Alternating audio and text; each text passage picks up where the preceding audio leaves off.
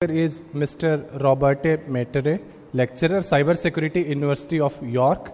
He'll giving a talk on from proofs to practice, formal verification for real-world security. Mr. Roberto is a lecturer in cybersecurity at the University of York. His research bridges formal verification and cryptography, developing rigorous proofs to secure both digital and cyber physical systems. He has worked on commitments, Sigma protocols, searchable encryption, and authentication schemes with practical impact on smart buildings, vehicle-to-grid security, and Wi-Fi standards. His current projects include the verification of WPA3 SAE patches, physical layer security for next-generation networks, and tools to make formal verification more accessible. Mr. Roberto, can you share your screen? It took me a little time. Okay. So today I will cover a small subset that is relevant to the public infrastructure, and it relates to the formal verification of protocols and other mechanics that are very important and used in the real world of PKI. So I'm not going to be particularly, let's say, I'm not diving into too many details because I understand that my audience is not necessarily expert in formal methods, but if any is, please award any questions at the end. So the first part I'd like to cover is what's missing between these two, because we know we have many security issues open questions. So let's see what they are and what are the tools that can help us. So one important aspect to take into account is that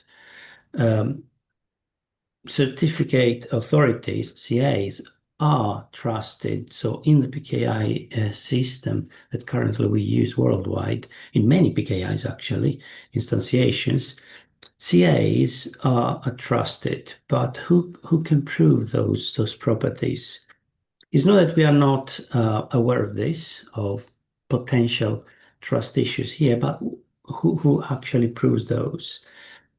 The idea is of formal methods in this context is that we may expose some gaps here and there, and perhaps trigger monitors or provide remediations. So monitors are exactly those who try to show that those certificates are actually not bogus or fake. So tools that we use in formal methods, they are some are more popular, some are less popular, depending on what specific task you want to solve. So we can see ProVerif, Tamarind, CryptoVerif, EasyCrypt, Prism, but many others, to be honest, is Isabel.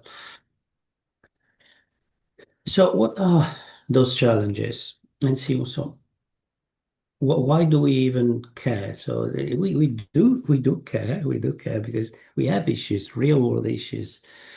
One recent study showed that those monitors which are in charge of determining if a certificate is misused or not, they have important problems. So they may fail to tell you whether a certificate is genuine or not.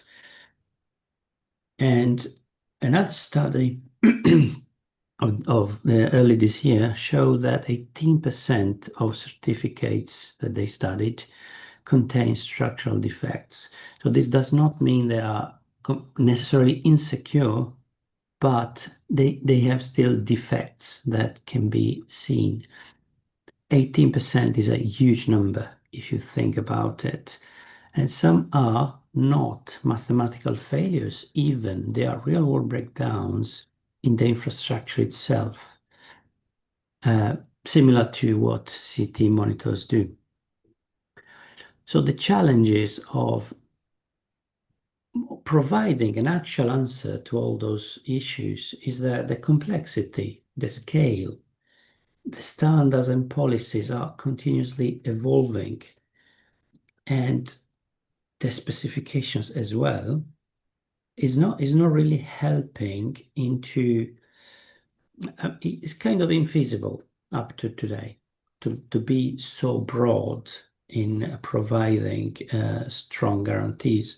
So we don't need just proofs in a sense. So we cover proofs in formal models, but it's not the only thing that we need, because workflows may be bugged. So we can have the best say, cryptographic protocols in place, but we make them insecure because of workflows. Also, we don't have enough strong tools, and we need integration, sometimes even between different public infrastructures. Think about electric vehicles, that they use their own infrastructure, PKI infrastructure, but as well as the internet one, because they are also connected to the internet. So it's kind of sometimes difficult. So let's now clear up what is this formal verification I've mentioned a couple of times. I want to give you a quick idea of what's about. So it generally relates to mathematical models to rigorously prove properties. Those models can be either symbolic, that they are quite fast, but generally over-approximate the reality, or can be computational. They are key-based. They are definitely not fast to use. Proofs are manual. So sometimes, even when we want tighter guarantees from the computational models, we still may end up with symbolic ones. A very nice reading that I personally found very, very insightful is one from Barbosa et al., which was a systematization of knowledge in computer-aided crypto. It's kind of relevant if you want to understand which tool is the best one for some specific task. So among the many challenges that we have, one can be trying to bridge the specification gap. To all these, I am personally researching in an attempt to fix this ambiguity in a way that structure specification can replace the textual modeling that we now do. So if you open any specification now, many times it's a mix of natural language and some mathematics. Sometimes they also share some code, some C code, for example, or CPP, if I remember correctly. It's a C/C++ code, and some others. I try to apply to fix this gap with like very let's call them comparison protocols, because they are used and they are the basis of many other protocols that are Diffie-Hellman, Needham-Schroeder, and its patch. And the Needham-Schroeder protocol is kind of, it can be thought as a initial PKI. It's like certificate-less PKI, is more a key exchange protocol, but there is a trusted component, exactly as in the PKI we can see. So that's the relation and why it's relevant to this case. So I mean, while every little component of PKI needs to be secured in a way, we focus mainly on protocols and how do we use those protocols in the infrastructure itself. So in a second part, let's have a look at some verified protocols, so some case studies, and the aim of this is not to bore you to death with verification protocols. It's more to give you a glimpse of what does it mean from my perspective, from my kind of research, to address issues of the PKA. So let's say, giving a little more details of what we already mentioned, we know that many PKA certificates are either exchanged or embed TLS keys, like keys using the TLS protocol. And this protocol in particular is very well studied, both with symbolic proofs and computational proofs, as well as the monitors that are not exactly formal methods. So these are two angles. They have been proven to sometimes fail. And this is kind of suggesting that formal methods could help in how CT monitors work. But this is still not, let's say, provided or proposed. So it's a nice area to work on, to be honest. So one other element that uses certificates and trust them is when you connect the Wi-Fi to something. So one of my recent works involved me into the symbolic verification of the authentication protocol of the modern Wi-Fi. This is called WPA3, and the protocol is called PSI, and this is an authentication of equals, which means that each device is actually an initiator, can be actually an initiator of the protocol, and this brings some extra problems, both in how can we model it well, but also in how can we formally verify the guarantees, because now we have more complex or slightly more complex properties. So properties here are in authentication is like secrecy of keys, for example, or can be mutual strong authentication of peers and keys. Can be also we don't want a key that we are using now, if get compromised, to automatically compromise all previous keys that have been used, or even future keys that will be instantiated. And this is called forward secrecy. So we want this kind of properties to be always true. Interestingly, in this specific one,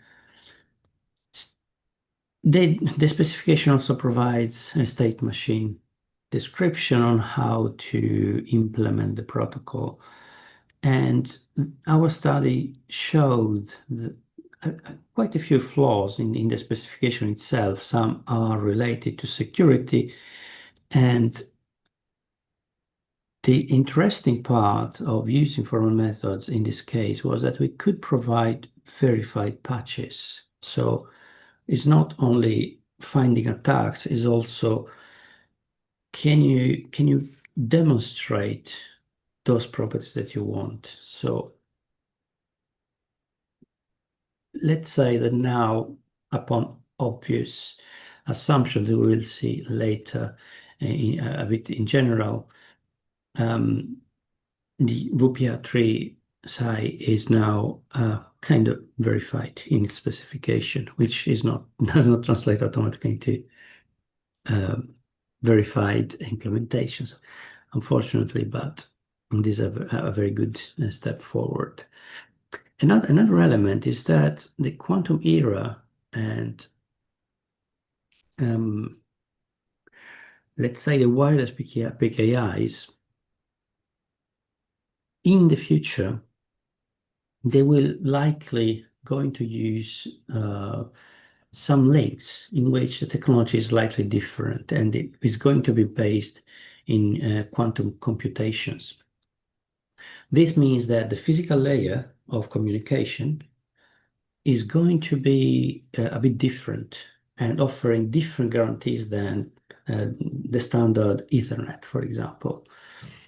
And this means that different kind of formalization is required. To all this, I've done some recent work with my colleague Kanfeng Ye here at Uni of York, and he developed some Isabel models to capture watermarking and jamming. So these two, watermarking and jamming, has two properties that are peculiar to quantum links and are definitely not guaranteed in a classic network link. But with these two, we could embed a little bit of symbolic model and prove some authentication secrecy. Those are really, really interesting because also 6G is interested and let's say even if we still do not have a full specification of 6G, it is envisioned to use this kind of links. So and obviously the PKI will lie and share certificates through these links. So it's really interesting, I believe. So again, the relevance to PKI, to me, I mean, probably this is an obvious slide, but sorry about some repetitions. The idea is that protocols that look secure, they may like be incorrect, so they falter under formal scrutiny, as well as PKA chains. So also the chains may be modeled, perhaps not exactly with those tools, with other tools, and we can see if they misuse certificates, or they include what happens when they include bogus certificates or when they revocate certificates. So how to best address these issues. Yeah. So I wanted to also include some assumptions. So we make assumptions in when modeling, and this means that we may fail. Why? Where? So we may over approximate reality, and this may lead us to false alarms or false attacks. We may have a good model, but it's too complicated. So it's too complex. So our reasoning doesn't terminate. So it means it doesn't give us any result, which is definitely something we don't want to see. And sometimes there are issues, especially side channels, that are not really, really easy to capture in a formal model, so that they are not covered. So I mentioned here Dragon Blood because it relates to WPA3, but you can also think about others. So in hardwares, we have side channels like Spectra that again is quite difficult, quite challenging to formalize and let's say verify against with. So wrapping up, why is not solved? We mentioned already scale, we mentioned ambiguous standard or continuously changing policies. So it's very dynamic. It's also very dynamic infrastructure with revocations, compromises. Sometimes clients do not verify certificates against certificate authorities as frequently as they are supposed to, and these kind of issues, as well as there is some properties, trust properties, that we try to remove the trust where we can, but when we can't, we need to monitor it. So to me, the way forward is using these tools, the structured specification tools, and do runtime monitoring as well, where we cannot provide any or we cannot remove the trust.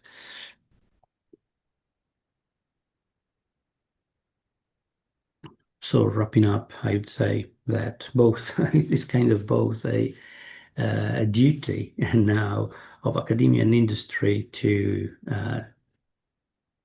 meet together and do those, like, study and analyze very well those workflows and runtime check and do runtime checks and how they are done, and try and attempt to reduce failures and errors as much as possible. So what mathematical guarantees when they cannot be used in a way. So I hope I have not I mean, I've said everything in clear. The main, let's say, the take-home message is kind of there are challenges. We are trying to patch all gaps, and I would ask you if you have any questions, either from industry or academia. Very, very welcome at any level, please. Any questions?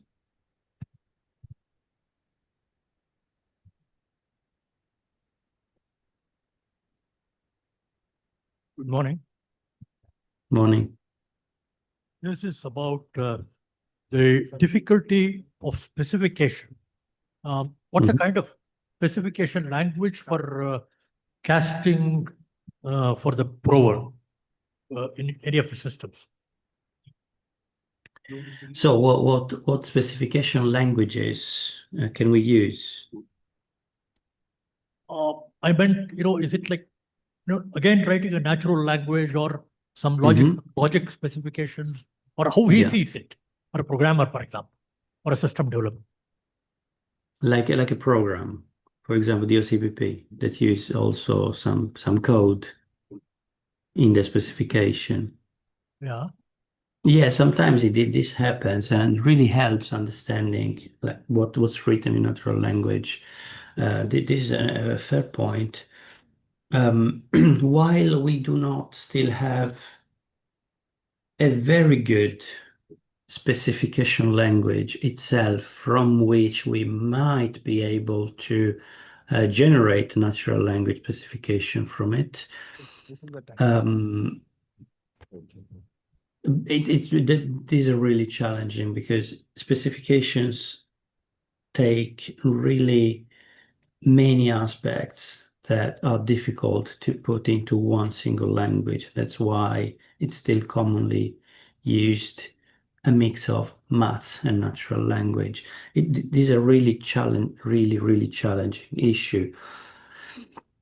So my envision for the next future is that we still will not have a general enough specification language, yet we might create a specification language like we're trying to do, like me and some other researchers,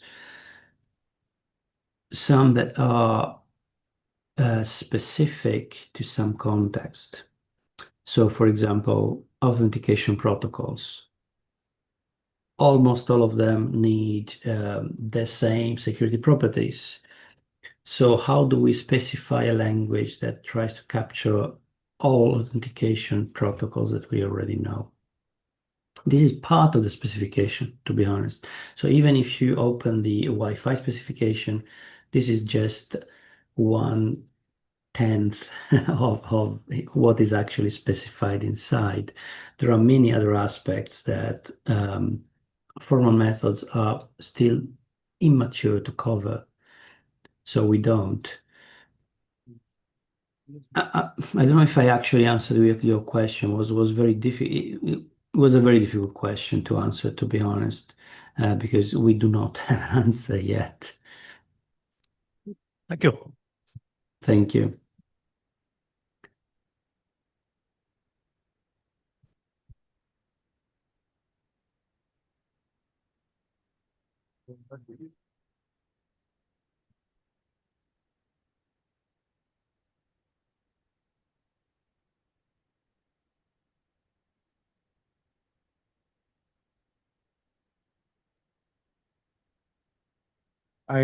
Any more questions?